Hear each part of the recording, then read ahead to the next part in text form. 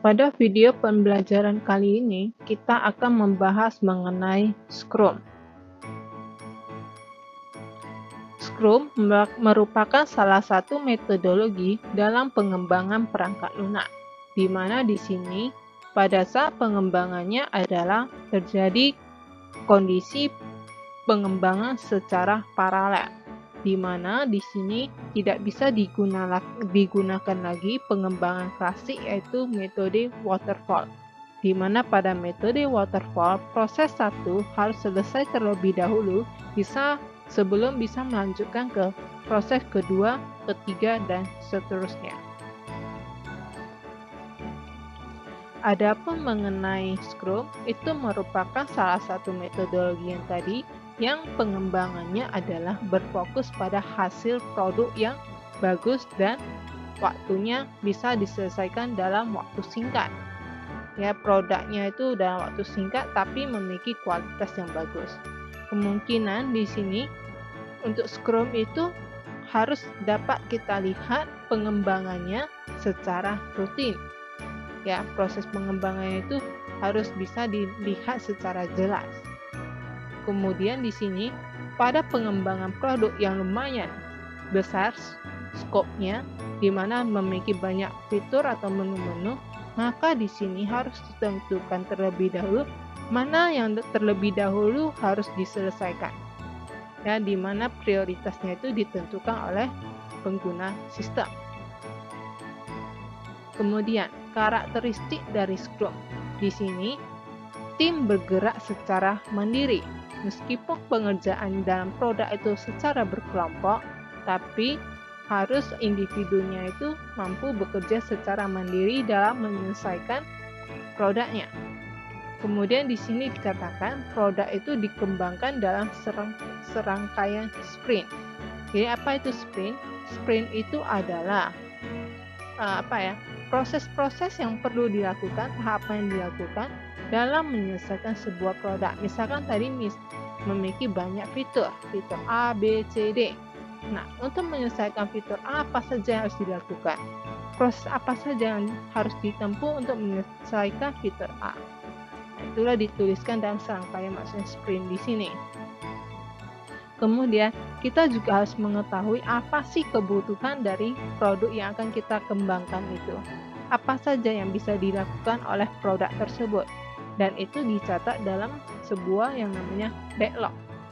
Ya, kebutuhan sederhana di sini dikatakan ya, di mana nanti backlognya itu akan dikembangkan lagi untuk kebutuhan nanti tim dalam menentukan durasi waktu yang dibutuhkan untuk penyelesaiannya. Kemudian berikutnya, karakteristik berikutnya, ya di sini dikatakan praktek pengembangannya tidak wajib berjalan ya. Jadi kalau misalnya harus A, B, C, D secara bertahap, di sini mungkin dari A bisa langsung ke C. Bisa melewati satu tahapan. Kemudian, Scrum itu merupakan salah satu proses yang ada pada metodologi Agile, di mana pada Agile itu manifestonya adalah dalam hal individual dan interaction, yaitu di sini antar anggota tim beserta bagaimana interaksi antara anggotanya. Sehingga di sini agar interaksi yang terbentuk antar individu itu bagus, dibutuhkan proses dan tools untuk kolaborasinya. Kemudian working software, yaitu di sini harus dikatakan dalam membangun sebuah produk, apa sih perangkat lunak yang akan kita gunakan untuk membangunnya? Apakah berbasis web, desktop, atau mobile? Nah, di sini kan banyak ya perangkat yang bisa digunakan ya. Tentunya misalkan kalau desktop, nah mau pakai apa? Sisa, VB, atau yang lainnya. Database-nya gimana? Apa yang digunakan untuk membangun database-nya? Ya semuanya itu harus tertulis dalam dokumentasi pengembangan produknya. Ya dari awal harus sepakat dulu. Kita akan kembangkan dalam bentuk versi desktop, di mana kita gunakan sisa dengan database-nya misalkan SQL Server. Nah, itu ya harus terdokumentasi, tertulis secara detail. Kemudian jika misalkan butuh tools atau software lainnya harus tertulis juga ya, kebutuhan untuk pengembangan produk. Kemudian manifesto berikutnya, customer kolaborasi. Berarti ini antara konsumen, yaitu nanti yang akan menggunakan produk, pemilik produk, beserta tim pengembang produk.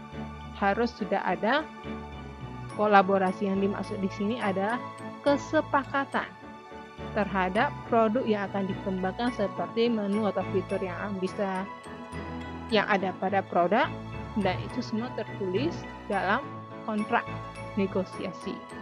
Ya, harus kesepakatan dulu. Berapa lama nanti produk itu siap. Nah, itu semua akan ada dalam kontrak. Kemudian, responding to change. Nah, itu maksudnya apa? Di sini sudah ada kata sepakat dengan konsumen. Oke, kita akan mengembangkan produk ini akan siap bisa diberikan kepada konsumen dalam jangka waktu misalkan 4 bulan.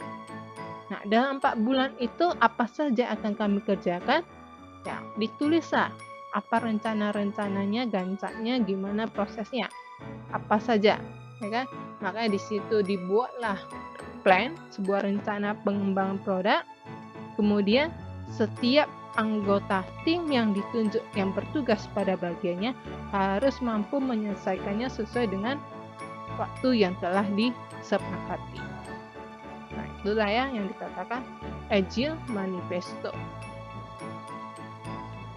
Kemudian, sebuah software yang dikembangkan itu apakah dalam kategori simple, ribet, kompleks, atau anarkis pengembangannya, itu dinilai dari 2 hal, yaitu requirement-nya, yaitu kebutuhan, dan teknologi yang digunakan. Pada saat dari awal, itu sudah ada belum kejelasan mengenai kebutuhannya, produk yang dibuat itu bagaimana, kemudian teknologi yang akan dikembangkan itu yang pakai apa, itu semuanya sudah dituliskan atau belum? Ya, nah jadi di sini berdasarkan sumbernya di Strategic Management dan Organization Dynamic. Nah, jika kebutuhan akan produk itu sudah sepakat dari awal atau jauh dari sepakat, maka tingkat noise-nya itu bisa dikatakan simple jika dari segi kebutuhan itu sudah sepakat. Dari awal sudah tentukan dan tidak ada perubahan. Itu maka dikatakan sudah sepakat, maka simple. Tapi kalau misalkan pada saat pertengahan ada tiba-tiba ada perubahan, maka bisa saja itu menjadi masuk ke kategori ribet atau kompleks. Karena bisa saja perubahan kebutuhan tersebut mungkin akan mengubah banyak hal, meskipun sedikit tapi efeknya banyak.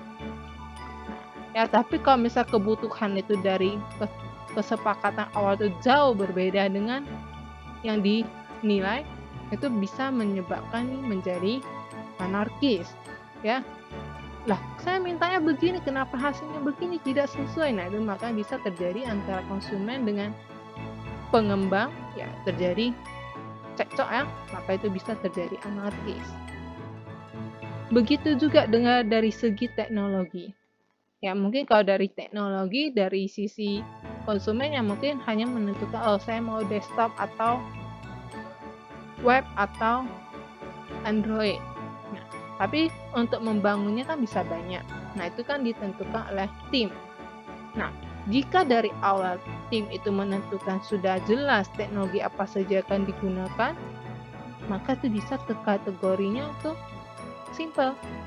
Tapi kalau sampai setengah ternyata teknologi itu berubah, bisa masuk ke ribet ataupun kompleks. Tapi kalau ternyata antara anggota tim 1 dan anggota 2 dengan anggota 3 teknologi yang digunakan berbeda-beda sesuai dengan kemauannya mereka sendiri, itu bisa menjadi tidak jelas sehingga produk yang dihasilkan itu menjadi anarkis. Tidak ya, tingkat noise dari sisi kejelasan, kebutuhan, requirement, serta teknologi yang digunakan.